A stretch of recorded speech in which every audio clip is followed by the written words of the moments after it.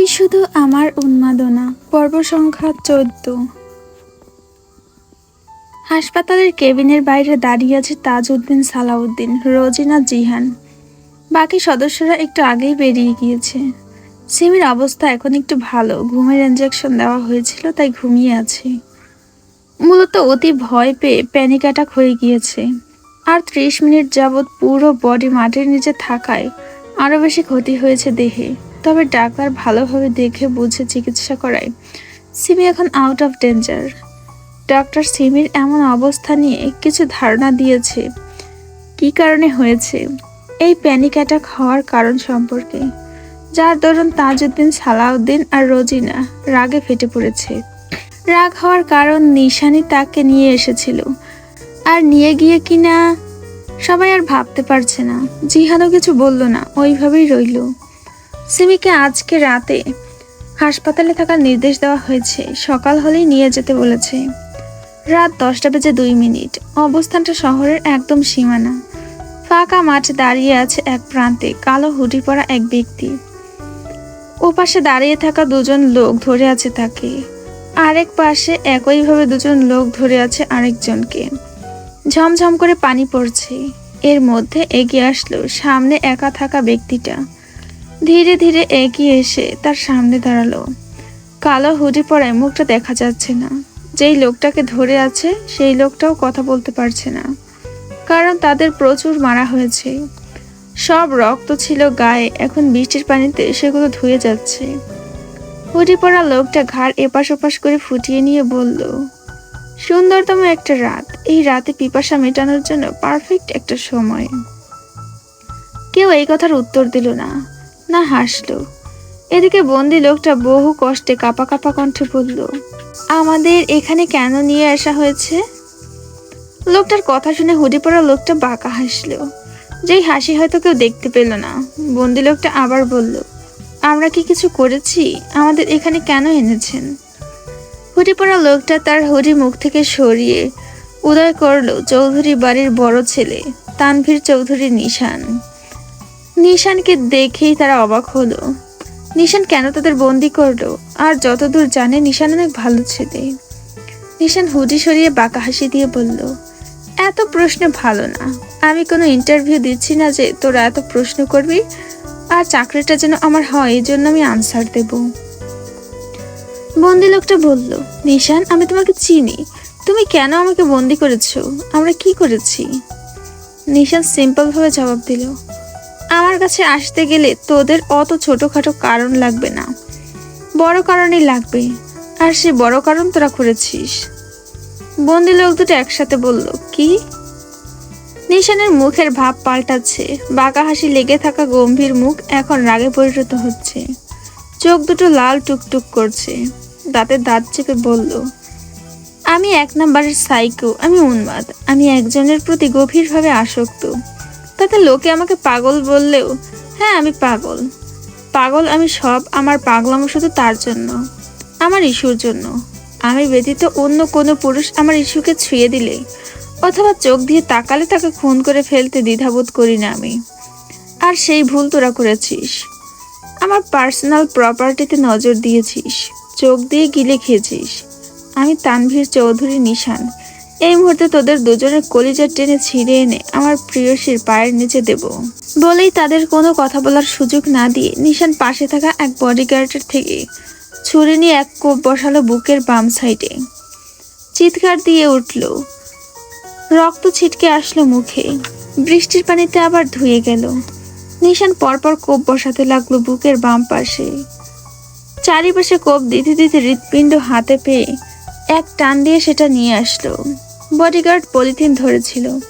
নিশান সেটা ঢুকিয়ে দিল পলিথিনের মধ্যে। ছুরি রেখে দিয়ে মাংস কাটার জন্য বড় ছুরি আনলো। মাটিতে বসে বসে কোপ দিয়ে দিয়ে পিস পিস করতে লাগলো। হেঁটে গেল আরেকজনের কাছে। সেইজন ভয়ে প্রস্রাব করে দিয়েছে, হাঁটু কাঁপছে। চোখের সামনে এমন খুন সে প্রথম দেখলো। নিশান তার দিকে তাকাতেই লোকটা ভয়ে জোরে জোরে নিঃশ্বাস নিতে থাকলো। নিশান হাতে হ্যান্ড গ্লাভস পরে নিল। একটা ছুরি নিল ডান হাতে। বাম হাতে লোকটার জিভ টেনে ধরে ছুরি দিয়ে ফচ করে কেটে দিল। রক্ত গল গল করে বের হয়ে আসছে। চিৎকার করছে, কিন্তু আওয়াজ বের হচ্ছে না। এর মধ্যেই নিশান আবারও বুকের বাম পাশে কোপাতে লাগলো, যতক্ষণ না হৃৎপিণ্ড হাতে পায়। ঠিক একইভাবে লাশটাকেও কেটে দিল। উঠে দাঁড়ালো নিশান। হাতে মুখে রক্ত সব বৃষ্টির পানিতে ধুয়ে গিয়েছে।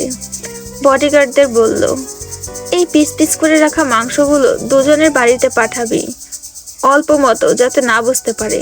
আর বাকি মাংস এইসব কুকুর শেয়ালদের দিয়ে খাওয়াবি।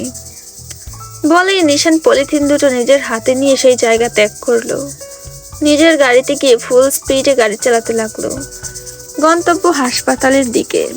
সিমিকে যেই হাসপাতালে অ্যাডমিট করা হয়েছে সেখানে। পুরো 1.5 ঘন্টা ড্রাইভ করার পরে নিশানের গাড়ি হাসপাতালের সামনে দাঁড়ালো। গাড়ি থেকে নেমে আসলো। হৃৎপিণ্ড যেই পলিথিনে আছে সেইগুলো গাড়িতেই আছে। সে দ্রুত হেঁটে হাসপাতালের ভেতরে প্রবেশ করলো। সময়টা এখন রাত 1টা বাজে। নিশান হাসপাতালের ভেতরে প্রবেশ করতে সিমির কেবিনের বাইরে দেখলো রোজিনা, সালাউদ্দিন, তাজউদ্দিন আর জিহান দাঁড়িয়ে আছে। নিশান সোজা কেবিনের ভেতর ঢুকতে গেলে বাধা হয়ে দাঁড়ালো সালাউদ্দিন। খবরদার নিশান, আমার মেয়েকে আঘাত করার কথা ভুলে যাও। চলে যাও, ও রেস্ট নেবে। ছেড়ে দাও ওকে, মুক্তি দাও। আমার মেয়েটা না তো মরে যাবে। মরার কথা যেন নিশানের মেজাজ খারাপ করে দিচ্ছে। সালাউদ্দিনের দিকে তাকিয়ে দাঁতে দাঁত চেপে বলল, আপনার মেয়ে কম, সে আমার বউ বেশি। মুক্তিও আমি দেবো, মৃত্যু ওকে আমি দেব। যেখানে আমি জ্যান্ত মানুষ থাকতে ওকে কিভাবে মুক্তি দেব? আর লাস্ট ওয়ার্নিং, আমার ইস্যু মরে যাবে এই কথা মুখ দিয়ে উচ্চারণ করলে আমি দুনিয়াটাই উলটপালট করে দেব। বলে সালাউদ্দিনকে সরিয়ে সিমির কেবিনে ঢুকলো। হাতে থাকা ক্যানোলা আস্তে আস্তে খুলে কাটার টেপ লাগিয়ে দিল। তারপর সোজা পাজা কোলে তুলে কেবিন থেকে বের হয়ে গেল। সিমিকে এইভাবে নিয়ে বেরোতে দেখে তাজউদ্দিন বলল, ওকে ওইভাবে কোলে নিয়ে কই যাচ্ছ তুমি? কাউকে উত্তর দেওয়া আমার প্যাশন না। বলেই চলে যেতে নিলে তাজউদ্দিন আবার বলল, আমাকে প্যাশন সম্পর্কে শেখাচ্ছ? তুমি কি আদৌ মানুষের বাচ্চা? মেয়েটাকে এইভাবে জ্যান্ত কবর দিয়েছিলে তুমি, এখন আগলা পিরিত দেখাতে এসেছো? নিশান সিমির মুখের দিকে তাকিয়ে বলল, জ্যান্ত কবর দিলেও আমার, আলগা পিরিত দেখালেও আমার। So be careful. আমার এসবকে আমার থেকে আলাদা করতে চাইলে আপনি জন্মদাতা পিতা হয়েও কিন্তু ছাড় পাবেন না। বলেই নিশান আর দাঁড়ালো না, হন হন করে চলে গেল। রোজিনা সালাউদ্দিনকে জড়িয়ে ধরে কান্না করতে লাগলো। তার ছোট্ট মেয়েটা কত কিছু সহ্য করবে, তার মেয়েটাকে বাঁচতে দেবে না এই নিশান। জিহান এসে রোজিনাকে নিজের কাছে নিয়ে মাথায় হাত বুলিয়ে দিল, তবে সান্ত্বনা দেওয়ার মতো কোনো বাক্য পেল না। তারা নিজেরাও বাড়ির উদ্দেশ্যে রওনা দিল। নিশান গাড়িতে বসে সিমিকে নিজের কোলে বসিয়ে বুকে মাথাটা রেখেই ড্রাইভ করছে। সিমি এখনো নিশান সিমির চুলে গভীর চুমু দিয়ে বলল, আমার এসব শাস্তিতে তুই কষ্ট পাস আমি জানি, তোর বড্ড কষ্ট হয়। তবে আমি যে নিরুপায়। আমার ভালোবাসা আর 5টা স্বামীর মতো না, যে আদর করবে, অন্যায় করলে বোঝাবে। আমার ভালোবাসা বিষাক্ত সাপের থেকেও ক্ষতিকর। তুই অন্যায় করলে আমি বোঝাতে পারি না, ডাইরেক্ট অ্যাকশন নিয়ে তোকে শাস্তি দেই।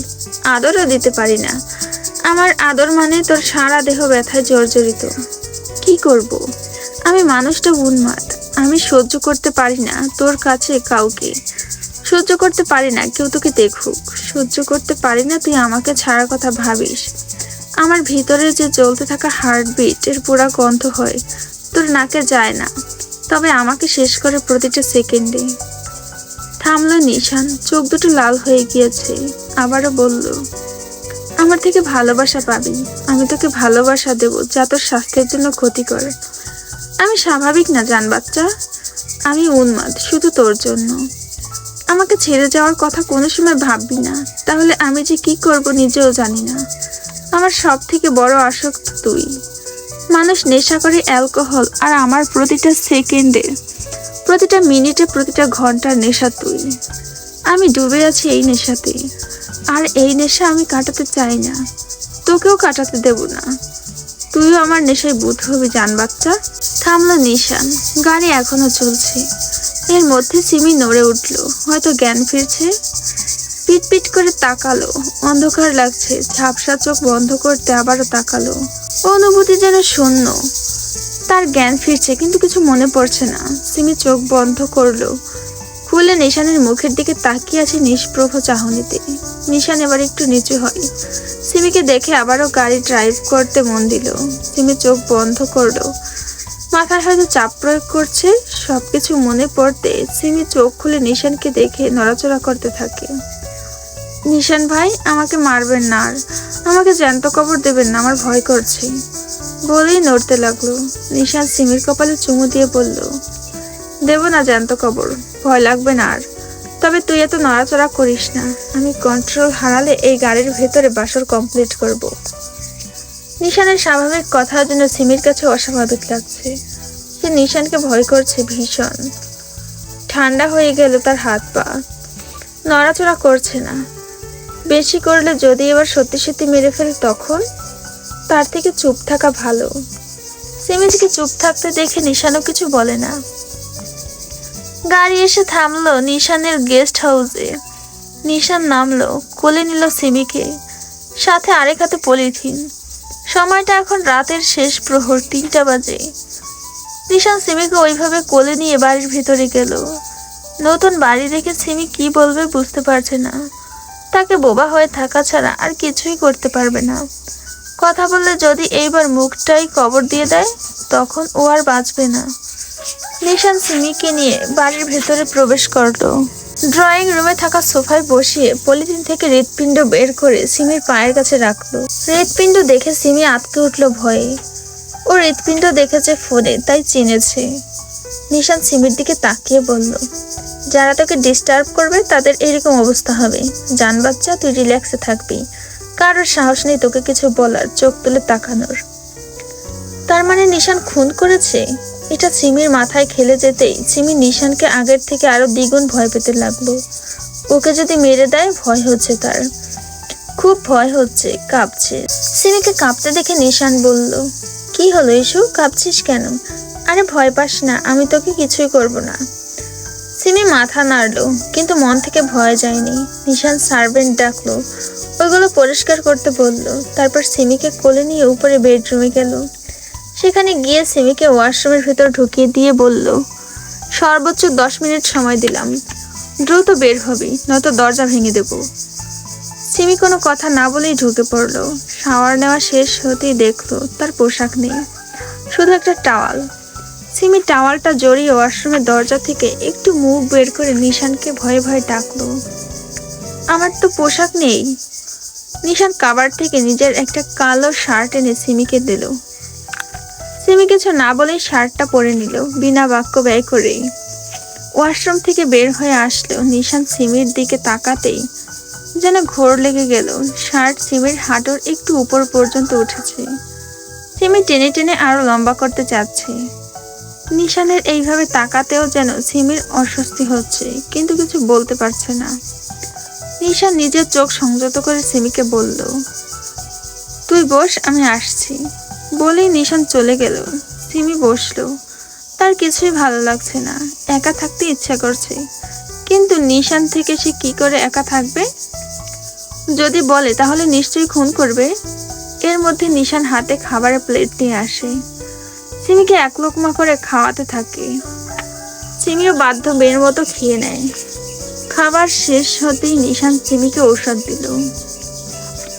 ঔষধ খাওয়ানোর পরে সিমিকে নিয়ে বেডে চলে গেল। সিমিকে নিজের বুকের মধ্যে নিয়ে লাইট অফ করে শক্ত করে জড়িয়ে ধরে বলল, ঘুমিয়ে পড়। সিমির কি ঘুম আসবে? বাঘের গুহায় কিভাবে ঘুম আসবে? তাও চুপচাপ শুয়ে আছে। দেখতে দেখতে ঘুমিয়ে পড়লো।